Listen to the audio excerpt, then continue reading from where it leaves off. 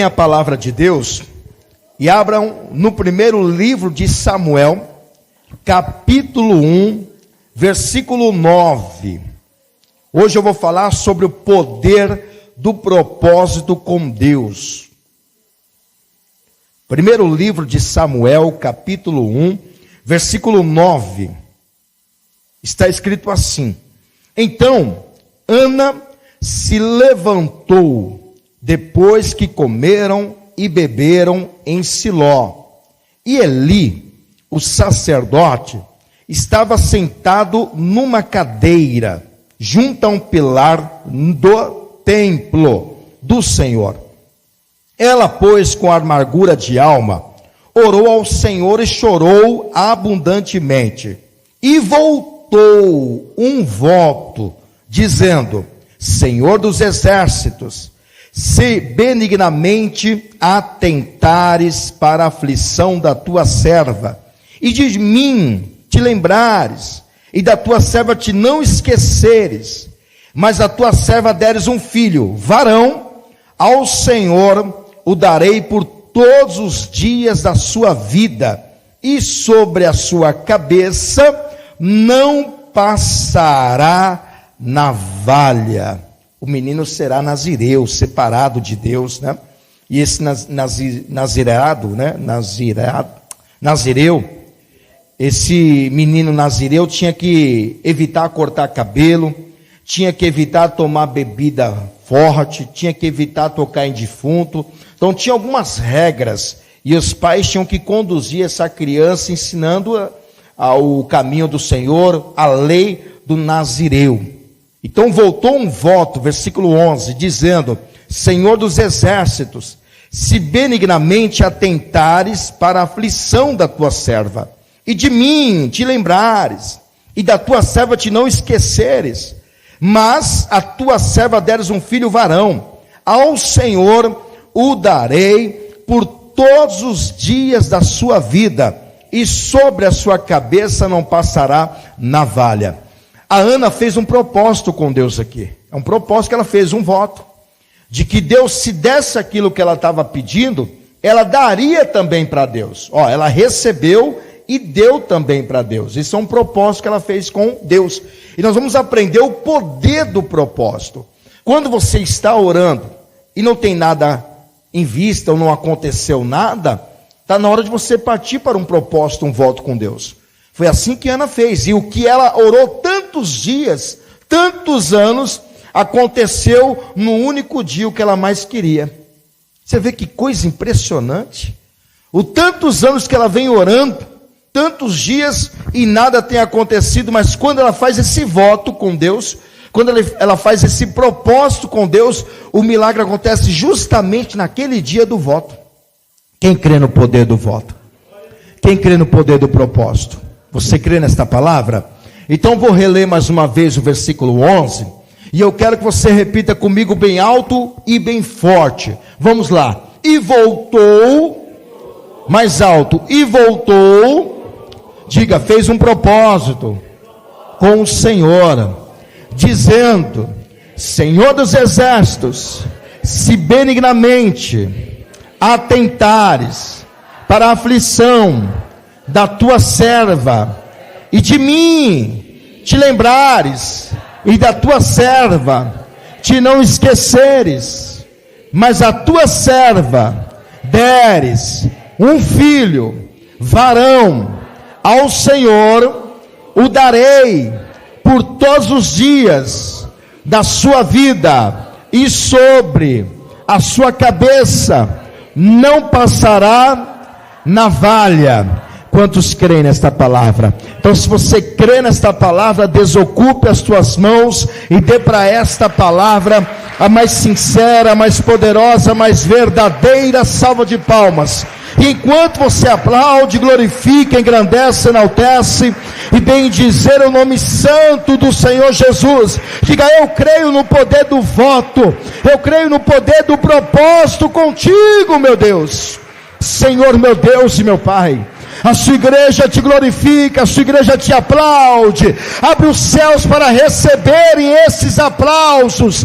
E a cada pessoa que te glorifica nesta manhã, derrama a sua glória, o seu poder, e venha com seu Espírito Santo, e tome a boca do mensageiro, tome os lábios do pregador, e envie, Senhor, a sua palavra, com poder e autoridade, com poder e revelação, e que a sua palavra vá e percorra toda a terra, e produza o resultado para qual está sendo mandada, em nome de Jesus, amém, e graças a Deus. Podeis assentar. Há momentos que a pessoa está orando tantos anos, mas muitos dias, e parece que o céu está de bronze, parece que a oração não sobe, parece que Deus não ouve, parece que Deus não responde, e a pessoa fica pensando, mas eu já tenho buscado a Deus, já tenho orado bastante tempo, bastante dias, e parece que Deus não me ouve. Há momentos que não é somente a oração. A oração, ela tem muito poder. E a oração feita com fé, mais poder ainda. Porque a oração sem fé é uma reza. Isso os católicos fazem, e eles são especialistas em fazerem isto. Os católicos rezam a mesma oração todos os dias a mesma coisa. Uma coisa já condecorada, gravada. E não tem nenhum efeito, porque não é apenas rezar, entre aspas, orar, né? É crer na oração que se faz. Jesus sempre disse, tudo o que pedirdes em oração, crendo, o recebereis. Não é apenas orar, ou como os católicos fazem, rezar. Mas a reza dos católicos é uma coisa gravada. Então é uma coisa como escrita, e aquilo não muda, é Pai Nosso, é Ave Maria, é Rosário. Então aquilo não tem efeito. Não vai surtir efeito porque nem precisa de fé, que é uma coisa gravada. Então, há momentos que a pessoa está orando há tantos anos, tantos dias, e aquilo que ela tem pedido a Deus, buscado, não tem acontecido. Então, está no momento dela passar para um propósito, um voto com Deus. E o voto, muitas vezes, desafia a própria pessoa. O voto é um desafio. O propósito com Deus é um desafio. Exemplo de Ana. Sabe-se quantos anos Ana orou? Pastor, está afirmando isso? Não. Mas a gente vai para uma lógica dos filhos de Ana, dos filhos de Penina. Penina teve 10 filhos. 10 filhos. Enquanto Penina ia engravidando sempre, Ana não tinha nenhum sequer. E diz a palavra que Eucana, o seu marido, tinha Penina como mulher e tinha Ana, que ele a amava, levava sempre as duas mulheres e os filhos à igreja. Todos os anos estava lá em Siló, no templo. E era uma distância, cerca de 30 quilômetros, de onde Ana morava até o templo em Siló. E este pai, Eucana, pai dos filhos de Penina, levava os 10 filhos. Levava os 10 filhos, porque eles ficavam correndo na igreja, brincando lá, né? Criança. E como que vai levar 10 bebês? Então não eram bebês mais, já eram crianças adultas, crianças já que caminhavam, já podia se deslocar sem precisar serem carregadas no braço. Então isso dá uma conjectura, uma noção de que, segundo alguns teólogos, estudiosos, que Ana orou cerca de 25 anos. 25 anos Ana orou para poder engravidar. 25 anos. Se Ana fosse uma membra da nossa igreja aqui, membra, ela teria feito em cerca de 150 campanhas de oração. 150 campanhas. Imagine, uma pessoa que está ali perseverando em campanhas de oração na paz e vida. E se for contar os dias que Ana orou, dá em torno de 9.125 dias. 9.125 dias. É pouco ou é muito? É muitos dias. São muitos dias e muitas campanhas. Em prol do que Ana estava fazendo isso? Ela tinha um objetivo? Tinha. Ela tinha um foco? Tinha. Ela tinha um pedido? Tinha. Diz a palavra que Ana apresentava diante do altar a sua petição. E o que é petição? Petição é pedido feito por escrito. Quando nós entregamos esses pedidos para você, esse pedido é uma petição. Você precisa preencher, porque é um pedido que não pode ser em branco, ele está sendo entregue para você fazer seu pedido. E esse pedido se torna uma petição quando é preenchido. E aí, quando Ana ia no templo, ela apresentava diante do altar esse pedido feito por escrito, a sua petição, porque ela vai dizer que Deus ouviu a sua petição. Então está lá Ana, orando, 9.125 dias. Só que durante 9.124 dias, não tinha acontecido nada. 9.124 dias não tinha acontecido nada.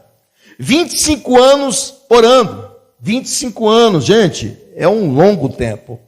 25 anos, 150 campanhas de oração. A Ana mostrou perseverança, sim ou não? Ela perseverou, ela colocou um foco, um objetivo, ela disse, eu quero isto e eu vou buscar por isto. Eu vou buscar a Deus. Ela ia na casa do Senhor. Mas não tinha acontecido nada. Só foi acontecer o que Ana queria quando ela voltou um voto. Quando ela fez um voto com Deus, aí sim, o que ela queria aconteceu num único dia. Você está vendo o poder do voto? O que ela fez durante 9.124 dias em oração não aconteceu. Mas quando ela faz um voto, acontece no mesmo dia. No mesmo dia. Este é o poder do propósito com Deus. Quando eu falo de campanhas de oração, qualquer voto, qualquer propósito, você quando entrar numa campanha, você tem que ter um objetivo. Você tem que ter um foco. Você não pode pegar o pedido da campanha e fazer uma campanha de qualquer maneira.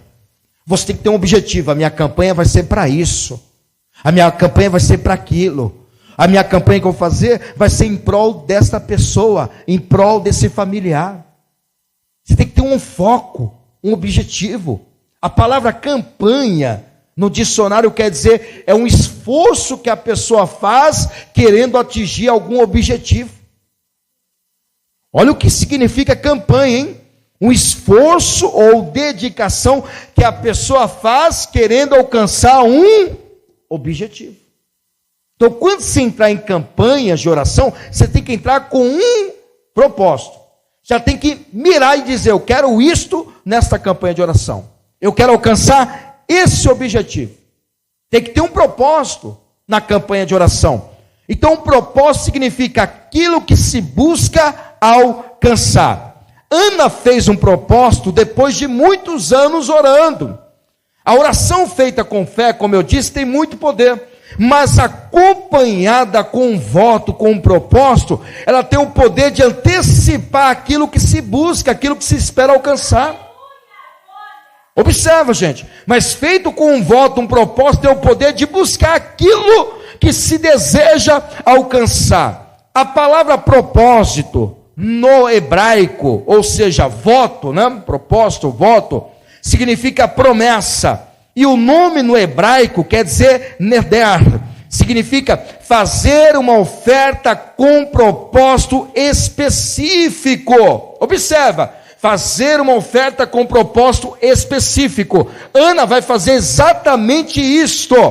Ela orou com fé durante 25 anos, porém nada aconteceu. Foi somente fazer um propósito com Deus, um voto, que ela conseguiu o que se desejava alcançar.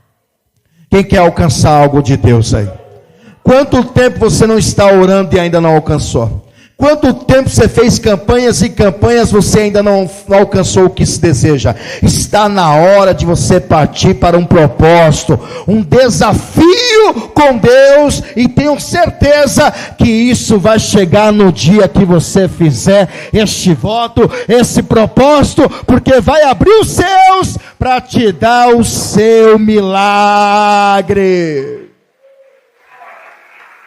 Pode ter certeza. No hebraico a palavra significa neder, ou seja, oferta com propósito específico. Eu tenho que ter algo em mente. Específico quer dizer, eu vou especificar o que eu quero. Ana especificou o que ela queria, né? E também no latim a palavra propósito quer dizer proponere, que pro quer dizer à frente e pronere colocar. Então, juntando as duas palavras proponere, quer dizer colocar à frente. Olha só o que Ana fez. Colocar à frente. Ana colocou à frente o reino de Deus quando ela fez um voto. E o milagre aconteceu. Como que foi o voto de Ana? Vamos ver o versículo 11. E voltou um voto, dizendo: Senhor dos exércitos, se benignamente atentares para a aflição da tua serva, e de mim te lembrares, e da tua serva te não esqueceres, mas a tua serva deres um filho. Olha, ela especificou o que ela queria. Deus poderia dar uma menina para ela. Você não quer um filho? Eu vou dar uma menina. Mas ela não pediu menina, ela pediu um varão. Então Deus já foi respondendo ali o voto dela. É um varão que ela quer, tudo bem, vou dar um filho, varão. E o Senhor o darei por todos os dias da sua vida, e sobre a sua cabeça não passará navalha. Ou seja, o menino será consagrado, separado para viver todos os dias da sua vida para Deus. Você sabe o que é isso, gente? Você dá um filho dizendo: esse filho vai ser pelo resto da sua vida de Deus. Até a sua morte vai servir a Deus. Olha só, o voto de Ana, o poder do propósito, foi exatamente nessa hora que Deus respondeu o voto dela. Foi exatamente nessa hora e nesse dia que ela engravida. Ela engravida justamente no dia que ela faz o voto com Deus. Durante esse tempo todo que eu falei, 9.124 dias, ela não engravidou. E olha que ela vinha tendo relação sexual com o seu marido, que o marido dela, Eucana, a amava mais do que Penina. Mas ela não engravidou. E ela vinha pedindo todos os anos na casa de Deus um filho. Mas Deus só foi dar o que ela queria quando ela fez um voto. Por quê, pastor? Porque o voto tem um poder impressionante. O voto tem o poder de abrir os céus, como tem o poder de fechar os céus. O voto é uma obrigação que a pessoa faz com Deus, e ela tem que pagar o voto. Qualquer palavra que disser, acerca de qualquer voto que fizer, tem que pagar ao Senhor. Tem que pagar ao Senhor. Observa que ela faz o voto de, ela quer o filho, e Deus dá o filho, mas ao mesmo tempo ela diz que o filho será de Deus, não será dela. E capítulo 6 de Mateus, versículo 33, quando se fala de voto no latim, que é proponere, quer dizer colocar à frente, Ana colocou o reino de Deus em primeiro lugar, porque ela vai receber o filho, mas vai dar para Deus. E Mateus 6,33 diz exatamente sobre isso, que temos que buscar o quê? O reino, olha lá. Buscai primeiro o reino de Deus e a sua justiça, e todas essas coisas vos serão acrescentadas. Ana buscou primeiro o reino de Deus, e através daquilo que ela fez, ela recebeu, e o que ela recebeu, ela colocou exatamente no altar. Exatamente no altar para Deus, para viver o tempo todo da sua vida na casa do Senhor. Você não vai ver Samuel desviado, não. Você não vai ver Samuel desobediente a Deus, também não. Você vai ver Samuel como o melhor juiz que Israel teve. Melhor juiz. Você vê Samuel como um profeta de Deus, como um sacerdote que temia Deus, e a honra que ele teve de ungir os reis de Israel. Samuel ungiu o primeiro rei de Israel, Saul. Olha que honra, porque nunca em Israel havia rei. Era julgado por juízes. Durante 450 anos, os juízes julgavam a nação de Israel. Israel teve cerca de 14 juízes em todo esse tempo. E cada juiz julgou um tempo. E Samuel foi o último juiz de Israel. O primeiro foi Otiniel. E todos julgavam conforme a vontade, a ordem de Deus. Aí quando chega o tempo da monarquia em Israel, o tempo de reis, Samuel está vivo para ungir o primeiro rei de Israel, que foi Saul. E a gente conhece a história. E depois ele ungiu o segundo rei de Israel, que foi o melhor rei de todos os reis de Israel, Davi. Olha que honra que esse homem teve. Imagine esse jovem, o que ele não ouvia da sua mãe. A sua mãe dizia: meu filho, você é um milagre, você nasceu de um propósito, você é fruto de um voto, então você é consagrado para Deus, meu filho. Samuel, você é de Deus, meu filho. Imagine a mãe dizendo para o filho, né? Meu filho, você não sabe quantos anos a mamãe orou por você. Meu filho, você não sabe quantos dias eu estive orando pedindo a Deus.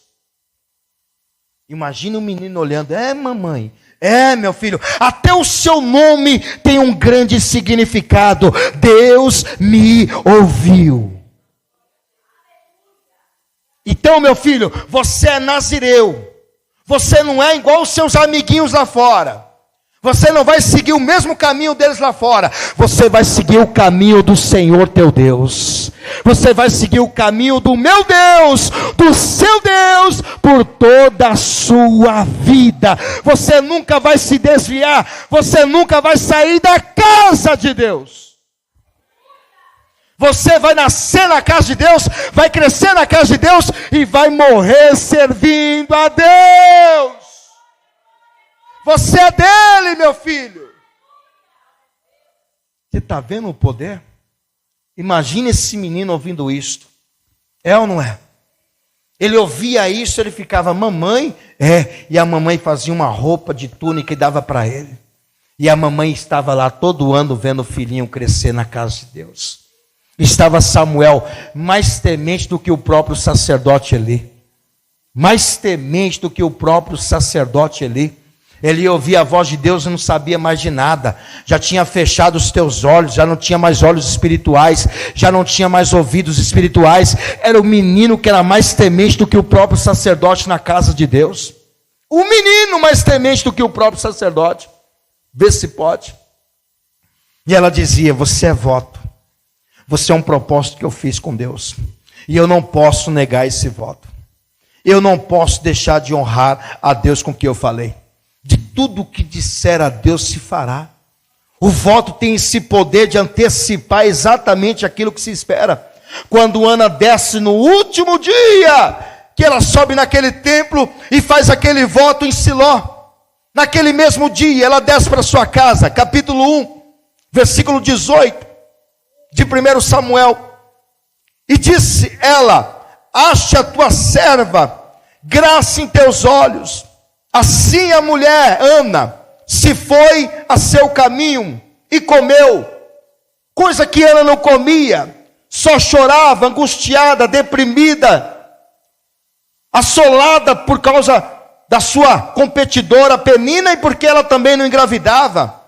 Só que quando ela faz aquele voto, e ela sabe, ela percebe que Deus respondeu aquele voto, o semblante dela já não é mais de tristeza, ela já não deixa mais de comer, ela volta para sua casa e começa a comer, começa a se alegrar, porque ela tem certeza que Deus recebeu o seu voto, ela tem certeza que Deus respondeu o seu propósito, justamente naquele dia, e disse: acha a tua serva graça em teus olhos.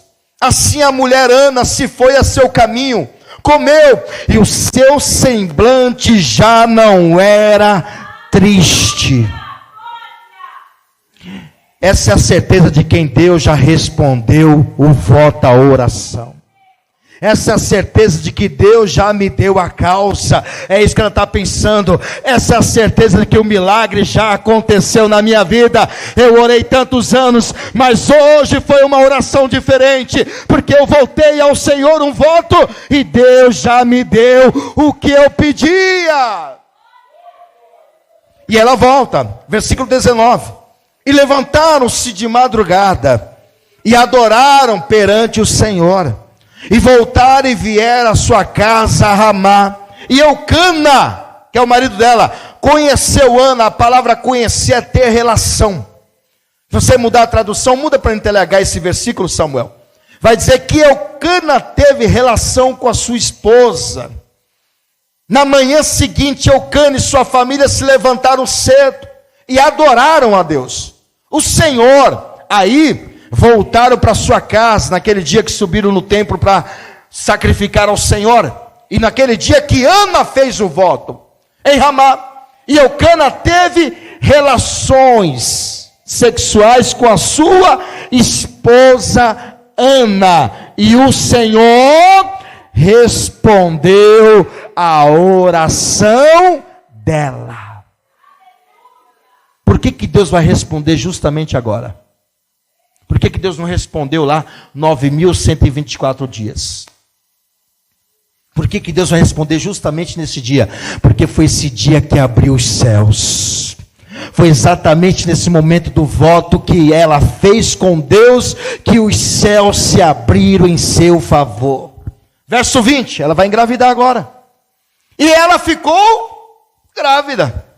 E no tempo certo da criança, que é a gestação, deu à luz um filho, e pôs nele o nome de Samuel, e explicou para ele e para a criança também: eu pedi esse filho a Deus o Senhor.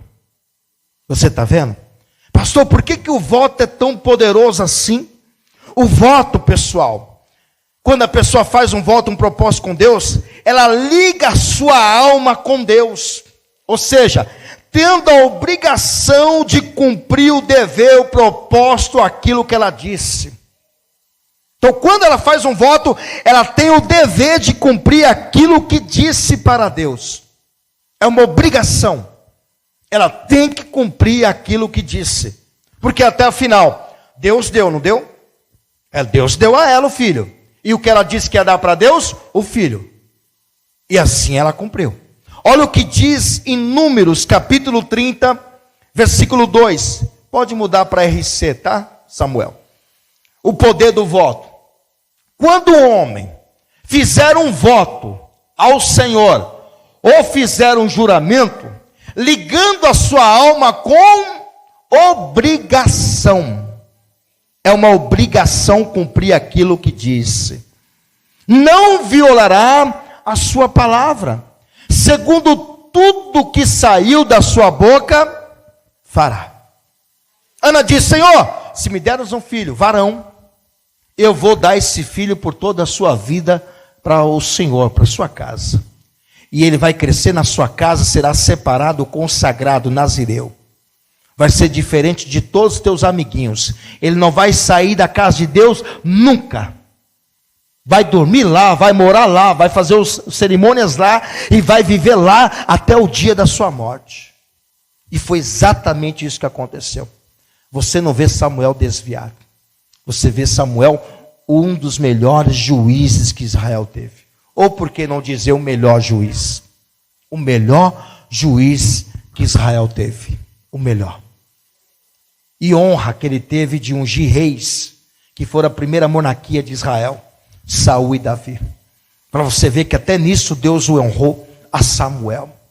Tudo que Samuel falava, Deus ouvia. Tudo que Samuel pedia, Deus ouvia.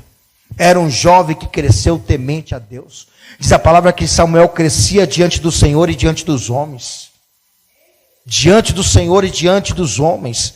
Deuteronômio capítulo 23, versículo 21. Está vendo o poder do voto? Então, quando se faz um voto, antecipa aquilo que se deseja alcançar. Antecipa aquilo que se deseja alcançar. Se tem orado, tem feito campanha, não tem acontecido nada, está na hora de partir para um voto, um propósito com Deus. E olha o que diz aqui. Quando voltares, algum voto, seja qual for o voto. Como assim algum voto? Tem gente que faz voto de campanha, tem gente que faz voto com oferta. Ó, essa oferta vai ser para resgate disto. Tem gente que faz isso.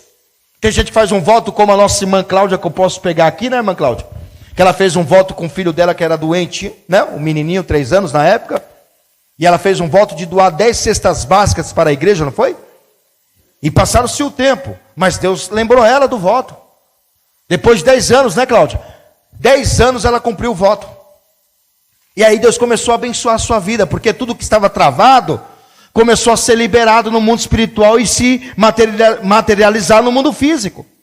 Porque quando você faz um voto a Deus e você não cumpre, tudo trava na sua vida. Não dá mais certo em nada. Não dá, porque você está debaixo de pecado. Olha lá. Quando voltares algum voto ao Senhor teu Deus, não tardarás em pagá-lo. Porque o Senhor teu Deus certamente o requererá de ti. E em ti haverá pecado. Então, se a pessoa não cumpre o voto, está em pecado. Como é que vai prosperar? Em pecado não contra o homem. Não contra o meu amigo. Ou contra o meu próximo.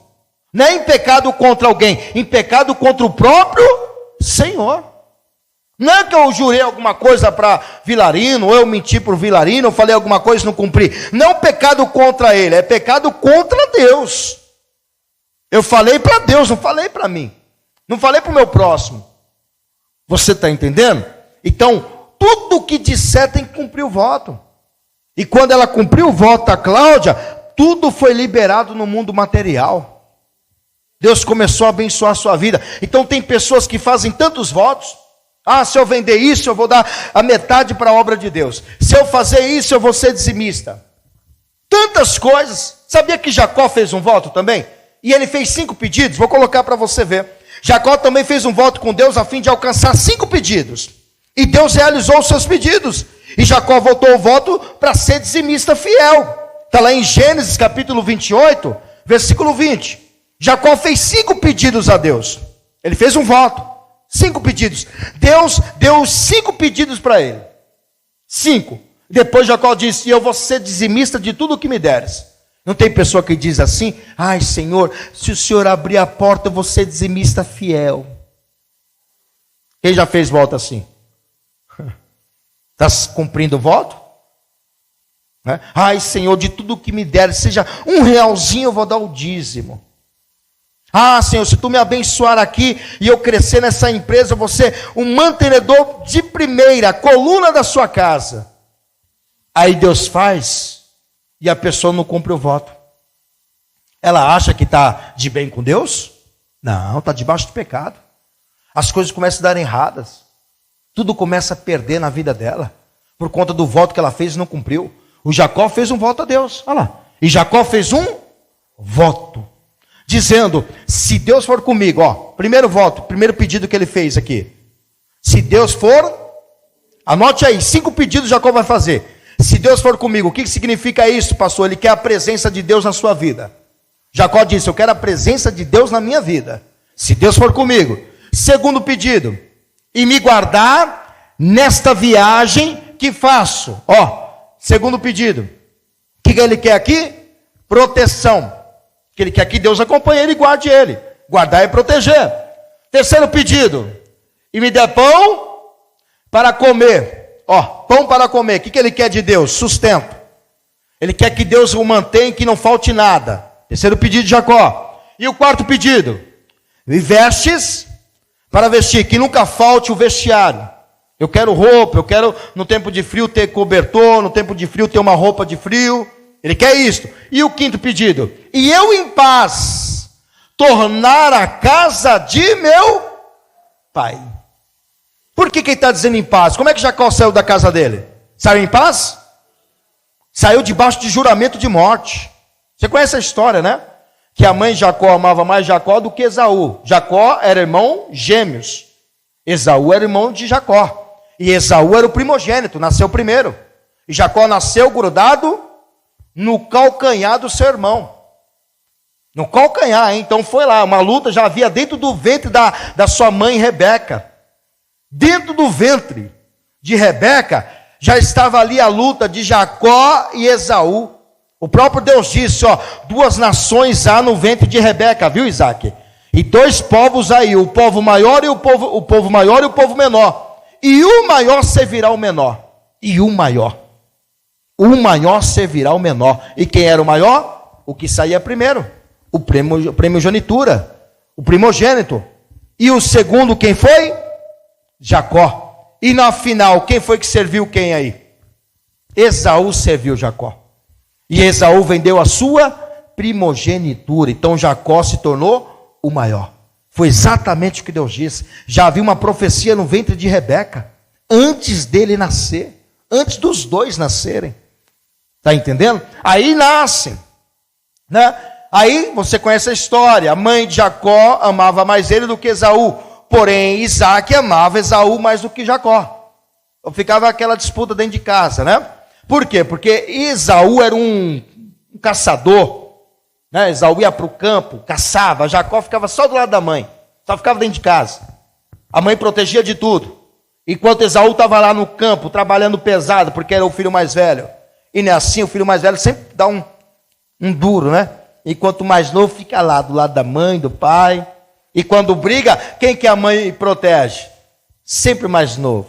Não é assim? O mais velho sempre leva bronca. Quem já foi mais velho sabe aí, né? É ou não é? O filho mais velho sempre sofre as consequências. O mais novinho, o caçulinha, sempre é protegido. Geralmente é assim mesmo. Então, a mãe de Jacó protegia Jacó, enquanto o pai amava Esaú, que ia para caça. E aí você conhece a história. Esaú cansado, não caçou nada e vendeu a sua primogenitura por um prato de lentilha. Então Jacó já recebeu aquilo que era de Deus no ventre da sua mãe. Ele tomou posse daquilo que era de Deus. E quando Esaú fica sabendo que Jacó se disfarçou dele para poder enganar o seu pai, que o abençoou, o que Esaú disse? Eu vou matar o meu irmão quando meu pai morrer. Ah, eu mato Jacó, quando meu pai morrer, eu mato Jacó. Ele não quis nem saber se a mãe vai morrer. Está vendo como é que era a casa? Ele não quis nem saber se a mãe está viva. Mas uma coisa ele disse, quando meu pai morrer, eu mato Jacó. Porque ele sabia, até Esaú sabia que Jacó era protegido pela mãe. Até Esaú sabia.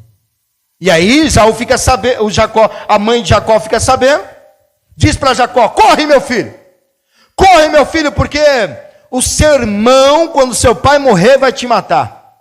Aí Jacó foge. Então como é que ele saiu de casa? Debaixo de quê? De paz? Debaixo de guerra. E os 5 pedidos que Jacó fez, Deus cumpriu ou não? Deus cumpriu ou não? Qual foi o primeiro pedido? Se Deus for comigo. Deus foi com ele? Foi. Se Deus me guardar na viagem que eu faço, você viu Jacó morto? Então quer dizer que Deus protegeu. Você viu Jacó perdendo alguma coisa? Não. Então quer dizer que Deus também guardou. E depois, se me der pão para eu comer, Jacó passou fome? Então Deus deu pão, deu sustento. No deserto ainda que não tem nada. E vestes para vestir. E Deus aquentou a Jacó? Foi. E o último, em paz em casa, eu voltar para a casa do meu pai. Como é que Jacó voltou para casa? Esaú matou Jacó? Você conhece a história? Os 2 se abraçaram, beijaram e choraram, e Esaú o perdoou. Os 5 pedidos foram concluídos. Agora está na vez de Jacó pagar o seu voto. E qual é o voto que Jacó fez? De tudo que me deres. E Jacó fez o voto. Pode descer.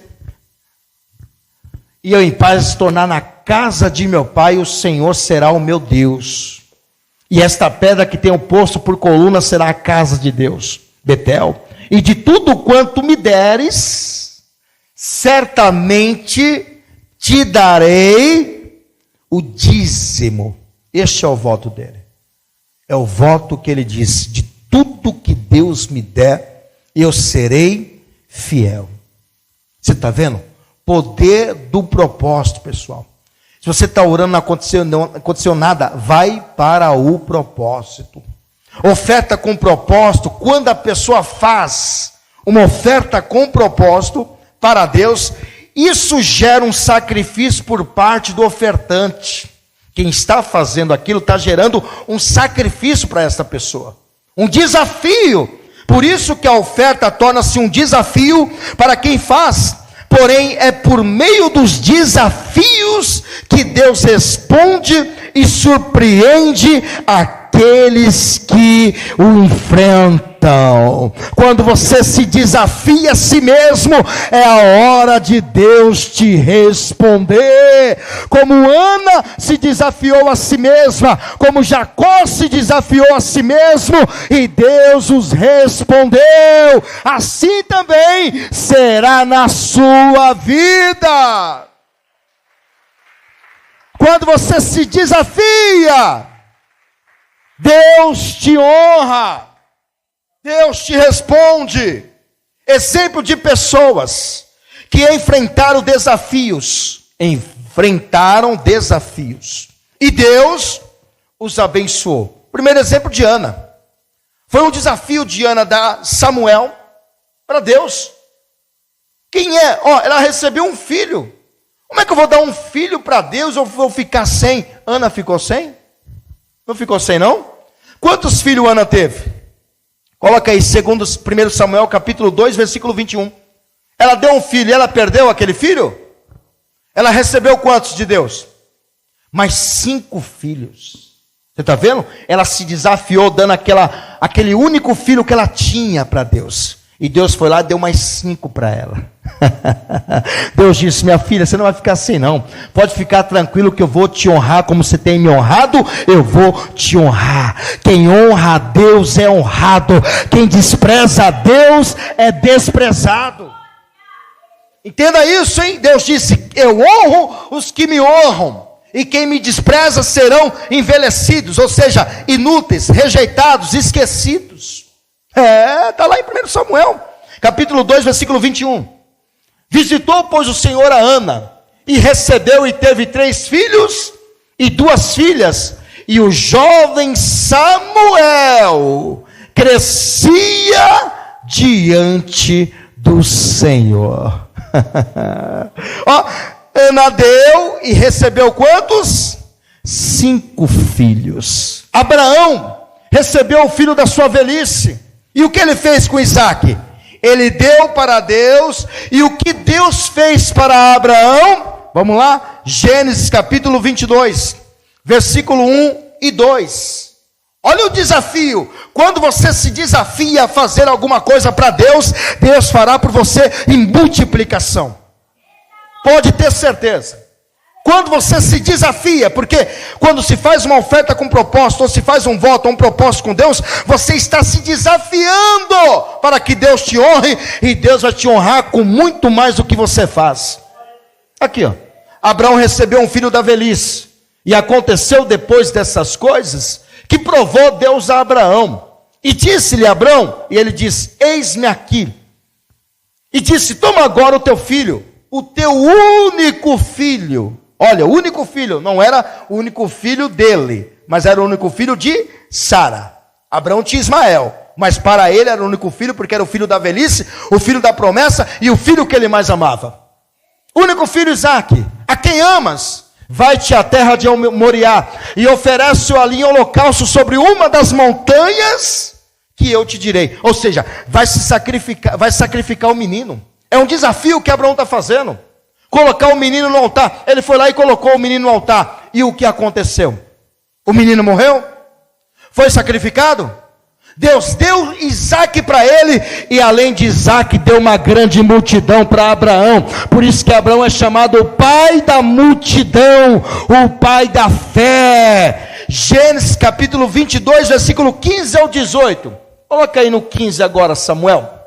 Versículo 15. Olha o que aconteceu. Então o anjo do Senhor bradou a Abraão pela segunda vez, desde os céus. Verso 16. E disse: por mim mesmo, o próprio Deus dizendo: jurei, diz o Senhor, porquanto fizeste esta ação, e não me negaste o teu filho, o teu único, que deveras. Ou seja, Deus está dizendo: o que eu vou fazer por você, por causa desse desafio que você fez? Que deveras te abençoarei, que deveras te abençoarei, e grandissimamente multiplicarei. Quantos filhos Abraão tinha? Um com Sara e um com Agar. E quantos filhos Deus não deu para Abraão? Deus não só deu Israel. Todo esse povo que você vê em todo o planeta Terra são filhos da fé. E se são filhos da fé, são filhos de Abraão. Quem é da fé aqui? Então você é filho de Abraão. Todos que são da fé são filhos de Abraão. E olha quantos, hein? Só no mundo todo nós temos quase 3 bilhões, bilhões de pessoas que proferem a fé em Jesus Cristo. E Jesus disse: quem crê nele é filho de Abraão pela fé. 3 bilhões. Fora a religião muçulmana, que os muçulmanos também, Ismael ali, ó, descendente de Abraão. Os muçulmanos, descendentes de Ismael, filhos de Abraão. Então Abraão é o pai da multidão. Multiplicarei a tua semente como as estrelas dos céus e como a areia que está na praia do mar. E a tua semente possuirá a porta dos teus inimigos. Tudo por causa do quê? De um desafio. Deus foi lá, Abraão se desafiou, Ana se desafiou, a viúva de Sarepta se desafiou, e Deus o recompensou. Você conhece a história da viúva? Vai estar ali quase 3 anos e meio sem chover. 3 anos e meio sem chover. E Elias aparece na casa dessa viúva pedindo água. A mulher vai dar água. Depois Elias disse: ó, me dá um pouquinho de farinha, um bocado de pão nas suas mãos. O que a mulher vai dizer? Não tenho, profeta. Vive o Senhor que não tenho, senão um pouquinho de farinha na panela e um pouquinho de azeite na botija. Vai dar para fazer só um bolo. E é hoje. Para eu e meu filho comamos e morramos. E no dia seguinte a gente não tem mais nada. Um pouquinho que ela tinha dá para fazer um bolo para ela e para o seu filho. Não dava nem para o profeta.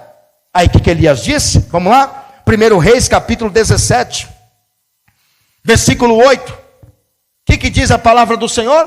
Então veio a ele a palavra do Senhor dizendo, é Deus que está mandando: levanta-te, vai a Sarepta, que é de Sidom, e habita ali, e eis que eu ordenei. Quem está ordenando aqui? É Deus. Quando Deus manda, tem que obedecer. Deus está mandando a mulher fazer uma coisa que ela não tinha, só tinha para aquele dia, porque Deus queria surpreender a mulher. Quando Deus manda e você obedece, você é honrado e abençoado por Deus. Deus ordenou, vai ali porque eu dei ordem. Deus havia dado ordem. Ali, há uma mulher viúva que te sustente. Então ele se levantou e foi-se a Sarepta. E chegando à porta da cidade, eis que estava ali uma mulher viúva, apanhando lenha. E ele a chamou e lhe disse: traz-me, peço-te numa vasilha um pouco de água que beba. Não está tendo chuva, vai ficar 3 anos e meio sem chuva. E indo ela buscá-la, ele a chamou e lhe disse: traz-me agora também um bocado de pão na tua mão. Não tem água, não tem pão. E agora? O profeta quer da mulher. Porém ela disse: vive o Senhor teu Deus, que nem um bolo tenho, senão somente um pouquinho de farinha numa panela e um pouco de azeite numa botija. E vês aqui, apanhei 2 cavacos e vou prepará-lo para mim e para o meu filho, para que comamos e morramos. Sentença dada. A mulher está dizendo: eu vou comer, vai acabar, eu não sei o dia da manhã eu vou morrer, meu filho vai morrer. Até o profeta chegar naquela casa. Quando a luz de Deus chega na casa, a morte vai embora, a crise vai embora, a escassez vai embora, e a bênção chega, a multiplicação chega, a vida chega na casa. Olha o que o profeta disse. E Elias lhe disse: não temas, vai, faze conforme a tua palavra, porém, faze disso primeiro para mim um bolo pequeno, e traze-me para fora, depois farás para ti e para o teu filho. Primeiro para o Elias, o profeta, depois para você e para o seu filho. Quem que o profeta estava representando ali? Quem que o profeta estava representando ali? Deus. Então quando a mulher faz para o profeta Elias, está fazendo para Deus. E quem faz para Deus, recebe multiplicação. Olha o que o profeta vai dizer. Porque assim diz o Senhor Deus de Israel: a farinha da panela não se acabará, e o azeite da botija não faltará, até o dia em que o Senhor dê chuva sobre a terra. E foi ela, e fez conforme a palavra de Elias, mas não era de Elias, era do Senhor. E assim comeu ela, e ele, e a sua casa, o seu filho, por muitos dias. Da panela a farinha se não acabou, e da botija o azeite não faltou, conforme a palavra do Senhor, que falara pelo ministério do profeta Elias. Quando Deus fala, Ele faz. Quando você se desafia, Deus te honra. Deus te honra. Você precisa crer nisso. E o último, lembra do rapazinho que deu 5 pães, 2 peixinhos? Quem lembra disso? Tudo que ele tinha, ele colocou nas mãos de quem? Do Senhor. E o que o Senhor fez com ele? Multiplicou. Quantos cestos sobraram? 12. E para quem você acha que Jesus deu? Para André? Para Felipe? Para Tiago? Para Pedro? Ou para o rapazinho que deu? Claro que foi para o rapaz, porque ele se desafiou, ele deu ao Senhor aquilo que tinha, e Deus deu a ele 12 vezes mais. João capítulo 6, versículo 5, olha o que diz a palavra. Você está pegando o poder do propósito, desafio que você tem?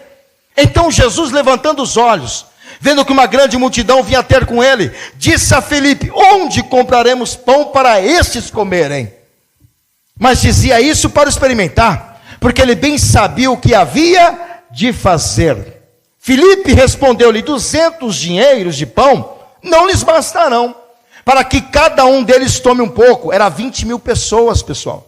Como é que vai sustentar 20.000 pessoas com 5 pães e 2 peixinhos? Só eu como 2, 3, e você? Quantos pães você come? Quem come 2 aí? Quem come 3? Quem come 4? Quem come 5? Quem come 20, como o pastor Reginaldo que comia 20? 15. Quem come 15 por dia aí? Você acha que 5 pães, 2 peixinhos dá para sobreviver? Não dá, gente. Então, tudo que esse menino tinha, colocou nas mãos do Senhor. Olha lá, 20.000 pessoas, como é que vai sustentar? E um dos seus discípulos, André, irmão de Simão, Pedro, disse-lhe: está aqui um rapaz, que tem 5 pães de cevada e 2 peixinhos, mas que é isso para tantos? Realmente, na lógica humana, não teria condição nenhuma. Só o menino comia 5 pães e 2 peixinhos. Se ele levou para ele. Então ele comia isto.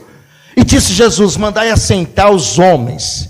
E havia muita grama, relva naquele lugar. Assentaram-se, pois, os homens em número de quase 5.000, só homens, fora mulheres, crianças, idosos, jovens, que não contam. E Jesus tomou os pães e orou, havendo dado graças, repartiu-os pelos discípulos, e os discípulos pelos que estavam assentados, e igualmente também os peixes, quanto eles queriam. Se ele quisesse comer 2, comia 3, 4, quanto queriam comer? Pode dar à vontade, tem bastante. E comeram. E quando estavam saciados, disse aos seus discípulos: recolhei os pedaços que sobejaram, para que nada se perca. E recolheram-nos, pois, e encheram 12 cestos de pedaços dos 5 pães de cevada que sobejaram aos que haviam comido. Para quem você acha que Jesus deu esses 12 cestos? Para quem você acha que Jesus deu? Para o rapaz. Por quê? Porque ele se sacrificou, ele se desafiou o que ele tinha e colocou nas mãos do Senhor tudo o que ele tinha, e Deus colocou nas mãos dele 12 cestos cheios de pães e peixes. Para nós encerrarmos, olha o que diz Efésios capítulo 3, versículo 20. Toma posse desta palavra. Deus vai além do que você pede. Deus vai além do que você pensa. Deus te surpreende quando você surpreende a Deus. Ora, aquele que é poderoso, quem é poderoso? Deus, para fazer tudo, muito mais, abundantemente, além daquilo que pedimos ou pensamos, segundo o poder que em nós opera. Deus vai além daquilo que você pede, Deus vai além daquilo que você pensa, Deus vai além daquilo que você precisa. Quando você faz para o reino de Deus mais do que você pode, Deus fará por você muito mais do que precisa. Se coloquem de pé. Deus fará muito mais. Quando você se desafia, Deus te honra. Quantos creem nessa palavra? Pastor, eu creio nessa palavra. E eu vou começar a me desafiar com propósitos, com desafios diante do Senhor. E você vai ver o que Deus fará na sua vida. Tem orado? Tem pedido? Tem feito campanhas de oração? Nada aconteceu? Está na hora do propósito. Está na hora do desafio. Está na hora do desafio. É como diz, ou tudo ou nada. Colocar nas mãos do Senhor o seu desafio. Pastor, eu ouvi esta palavra e o melhor desafio agora que você tem a fazer é colocar a sua vida nas mãos de Deus. Tem alguém que ainda não colocou sua vida nas mãos de Deus?